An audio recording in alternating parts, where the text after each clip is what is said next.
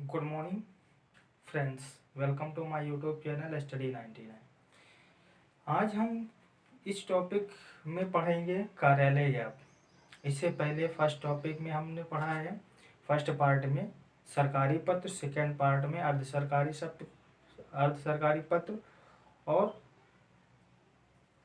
Third part में हम कार्यालय गैप पढ़ेंगे।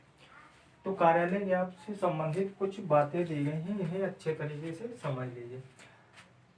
सरकार के विभिन्न मंत्रालय और विभागों के बीच आपस में सूचनाओं का जो आदान प्रदान होता है वो कार्यालय गैप से होता है।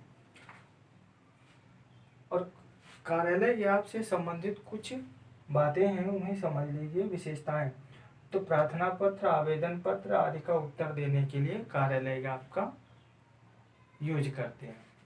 जैसे कोई प्रार्थना पत्र या आवेदन पत्र का उत्तर देने के लिए, कोई जैसे कार्यालय है, कार्यालय गैप से अगर प्रार्थना पत्र भेजा जाता है तो कार्यालय उसका उत्तर देता है।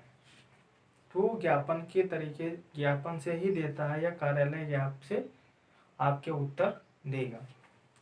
तो वहाँ पर कार्यालय गैप का उपयोग किया जा रहा है। फिर उसके बाद देखिए सेकंड नंबर पे, किसी नियम या निर्देश पर चर्चा करने के लिए कार्यालय गैप जारी किया जाता है। कोई नियम हो कार्यालय में, जैसे कोई नियम बनाया गया तो वो कार्यालय गैप से क्या करते हैं, सर्कुलेट करते हैं।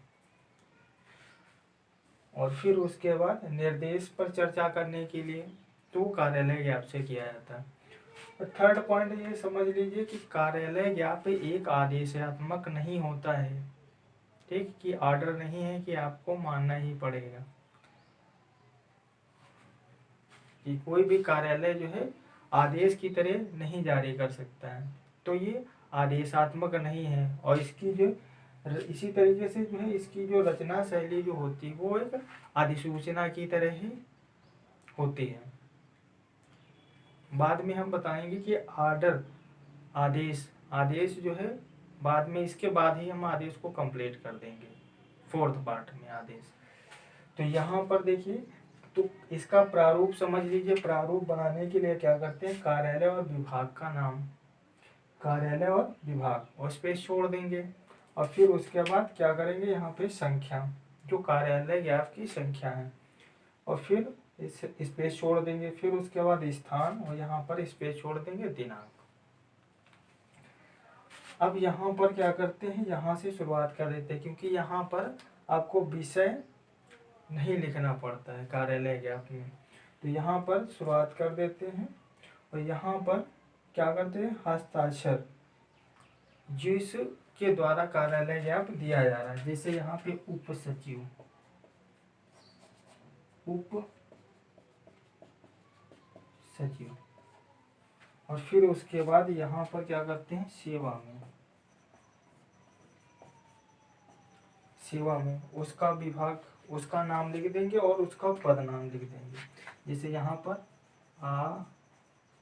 आबाशा, और यहाँ पे जैसे उसका पद नाम क्या कर देंगे, लिख देंगे जिस पद पर वो है। जैसे वो शिक्षा निदेशक है, ठीक है, तो यहाँ पर हम क्या करेंगे, शिक्षा निदेशक लिख देंगे। और यहाँ पर हस्ताक्षर नाम जैसे लिखेंगे तो उसको जब प्रारूप जब बनाते हैं तो वहाँ पर हम नाम नहीं लिखते हैं, ठीक, आबास आकर के लिख देते हैं। तो ये हो गया कार्यालय गैप हो गया। ओके।